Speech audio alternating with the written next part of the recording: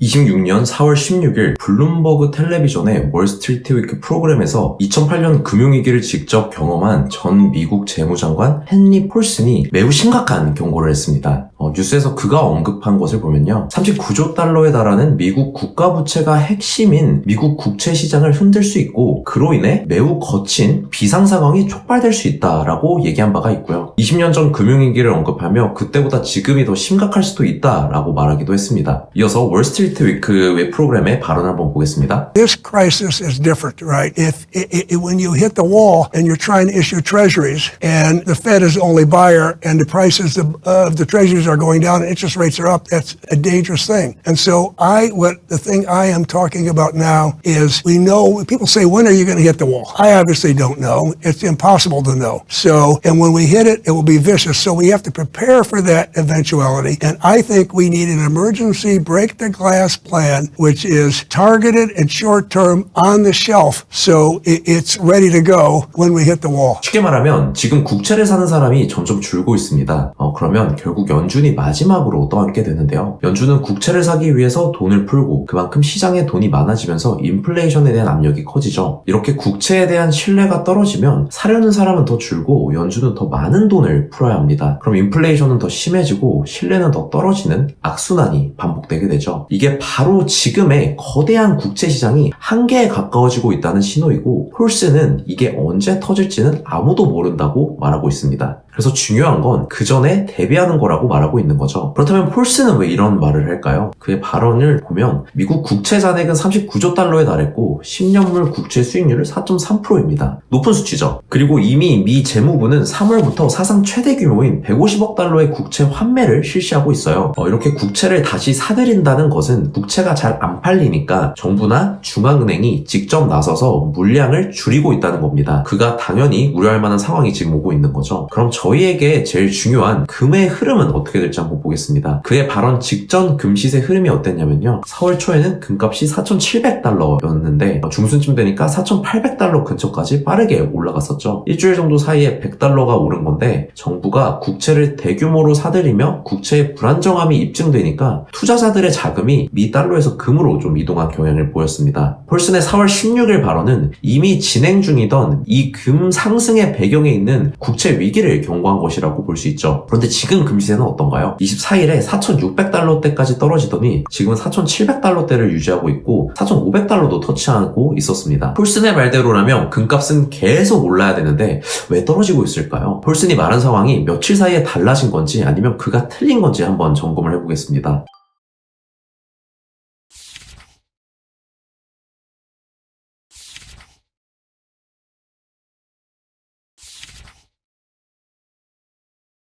폴슨이 말한 상황은 사실 하나도 바뀐 게 없습니다. 이건 국채 위기의 구조적 문제는 계속 여전하다는 거죠. 이 흐름, 사실 제가 올해 초 영상에서도 말씀드렸던 구조랑 똑같습니다. 여기서도 금값 상승 요인으로 미국 국채 언급을 했었는데 지금도 그대로죠. 그리고 여기서 금값이 오른다는 신호로 중앙은행의 금 매입량을 제가 언급을 했었는데 이것도 여전히 지속되고 있습니다. 사실 5년 전부터 세계 중앙은행에서 금 순 매입량을 계속 늘리고 있었습니다. 2010년부터 2021년까지 중앙은행들의 연평균 금 순 매입량은 약 473톤 수준이었는데요. 근데 2022년을 기점으로 이 추세가 완전히 달라지는 것을 확인할 수 있습니다. 그러니까 사실 중앙은행은 누구보다 잘 알고 있는 거죠. 자기가 찍어내는 돈보다 금이 더 가치가 높다라는 걸요. 26년 1월 기준 설문에 응답한 전 세계 중앙은행의 95%가 향후 12개월 내에 금 보유량을 지속 늘릴 계획이라고 답했습니다.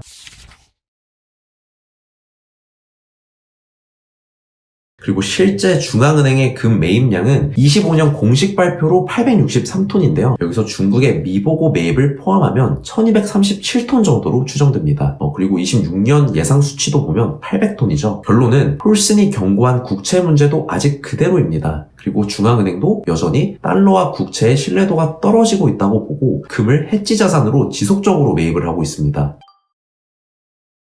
그래, 그럼 폴슨이 말한 대로 국채가 위험하고 경제가 똑같이 불안정한 건 알겠는데 금값은 그럼 왜 떨어지는 거야? 라는 의문점을 가지실 건데요. 이게 이해가 안 되는 이유는 우리가 단기 변동과 구조적 추세를 헷갈리기 때문입니다. 제가 지금까지 말씀드린 건 구조적인 추세예요. 폴슨이 경고한 국채 문제, 중앙은행 금 매입, 이건 갑자기 생긴 이벤트가 아닙니다. 반대로 요 며칠 지금 금값이 오르고 떨어지는 거, 이건 단기 움직임입니다. 단기 움직임의 요인은 많습니다. 그래서 제가 매일 뉴스 뉴스를 보면서 이런 상황이라서 시세가 이런 것 같다 라며 이야기를 해드리는 게 바로 그 이유입니다. 요즘 주로 많이 이야기하는 게 전쟁이죠. 협상이 중단되고 해협이 폐쇄되면서 유가가 오르고 있습니다. 유가가 오르면 인플레이션 우려가 커지고 그러면 중앙은행이 금리를 더 높게 오랫동안 유지해야 한다는 예상이 나오죠. 여기서 금리가 높으면 금의 매력도가 떨어집니다. 왜냐면 금은 이자를 주지 않잖아요. 이렇게 일시적인 인플레이션인 상황에서는 금리가 높아질 것 같으면 달러 가치가 올라가게 되죠. 그래서 지금 강달러가 금값을 누르고 있는 상황입니다. 높은 금리는 강달러이고 강달러는 금 하락, 이게 당장의 큰 이유라고 볼 수 있습니다. 하지만 당장 금값이 떨어진 이유는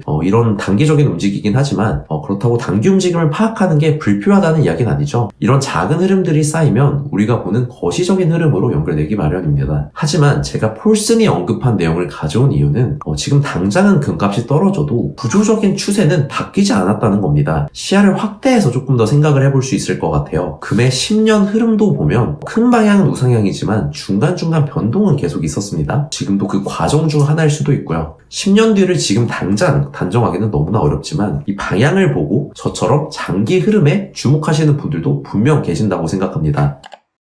자, 그럼 단기적인 흐름을 우리가 파악했으니까 다시 구조적인 추세로 한번 돌아와 볼게요. 이게 좀 더 중요할 수 있습니다. 폴슨의 말대로라면 국채 시장이 한계에 가까워질 거예요. 그러면 금은 어떻게 될까요? 그렇게 되면 투자자들이 금을 사기 시작합니다. 개인도 사고, 기관도 사고, 중앙은행도 사고, 수요가 폭증하게 되니까 금 시세는 당연히 올라갈 수밖에 없는 구조가 되겠죠. 왜 모두 금을 찾냐라고 하면 39조 달러 규모의 국채 시장이 흔들리는 순간 금리는 언제나 급등할 수 있습니다. 지금 10년물 금리가 4%대인데 이게 6에서 7%까지 올라갈 수 있다는 얘기입니다. 이러면 바로 문제가 생길 수 있는데 미국 정부는 매년 새로 돈을 빌리고 기존 빚도 계속 갚아야 합니다. 근데 금리가 올라가면 이자 비용이 그대로 폭증하게 되죠. 예를 들어 1조 달러를 빌릴 때 4%면 400억 달러인데 7%면 700억 달러입니다. 이게 매년 반복되면 정부 부담이 감당이 안 되는 수준으로 커지게 되죠. 그럼 선택지는 3개가 있습니다. 첫 번째는 세금을 크게 올리거나, 두 번째는 정부 지출을 크게 줄이거나, 세 번째는 더 많이 빌리는 겁니다. 근데 현실적으로 모두 다 쉽지 않습니다. 정부가 더 많이 돈을 빌리면 시장에 돈이 부족해지고 금리가 올라가니까 집 사는 것도 투자하는 것도 다 어려워지죠. 기업은 투자를 줄이고 고용도 줄이게 됩니다. 경기가 급격하게 나빠질 수 있습니다. 당연히 경기가 나빠지면 세금은 덜 거치고 정부 적자는 더 커지게 되죠. 그럼 또 더 빌려야 하고 금리는 다시 올라갑니다. 이게 반복되는 악순환이죠. 그렇게 되면 결론적으로는 달러가 약해지기 마련입니다. 정부가 돈을 계속 풀어내고 있으니까 달러의 구매력이 떨어지는 게 당연하죠. 투자자들은 달러 자산도 국채도 더 이상 신뢰하지 않게 됩니다. 주식도 마찬가지로 위험해지죠. 경기 침체가 오는 국면이니까요. 요즘같이 단기적인 인플레이션 상황에서는 금리 수익이 강달러를 불렀지만 이렇게 정부 신용 붕괴 상황에서는 금리가 높아져도 사람들이 달러를 믿지 않게 되는 상황이 옵니다. 그럼 투자자들은 뭘 찾게 될까요? 정부에 의존하지 않는 자산, 금으로 몰릴 가능성이 큽니다. 물론 다양한 게 있지만 금이 그 중에 하나라는 말씀입니다. 그래서 중앙은행들은 금을 꾸준히 사고 있습니다. 만약에 이 상황이 올 때를 대비해서 말이죠.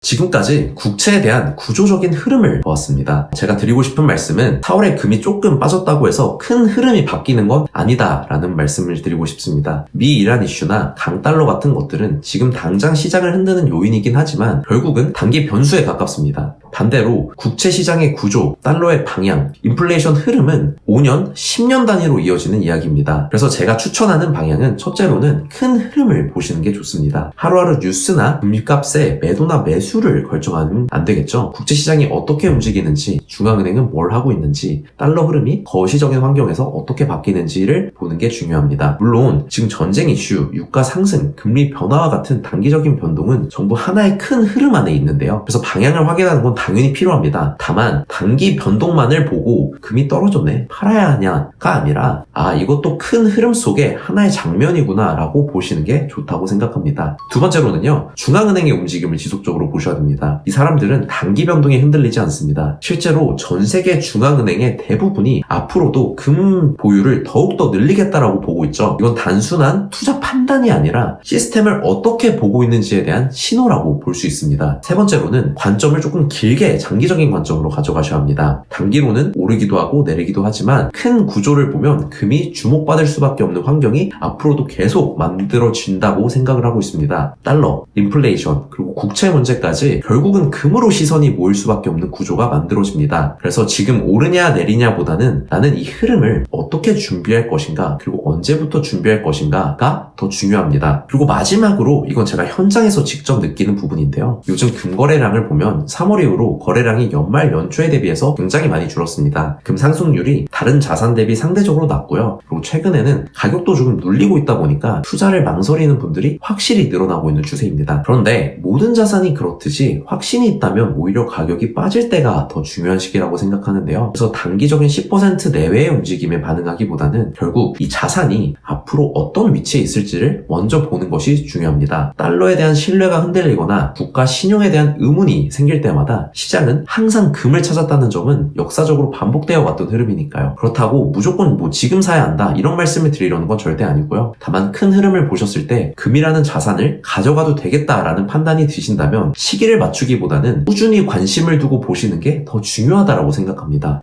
저도 계속 이런 흐름 속에서 금을 어떻게 봐야 할지 같이 고민하면서 제 생각을 공유 드릴 테니까요. 저와 흐름 보시는 게 판단하시는 데 도움이 되었으면 좋겠습니다. 그럼 또 함께 금에 대해 생각할 거리를 가지고 다시 한번 찾아뵙겠습니다. 감사합니다.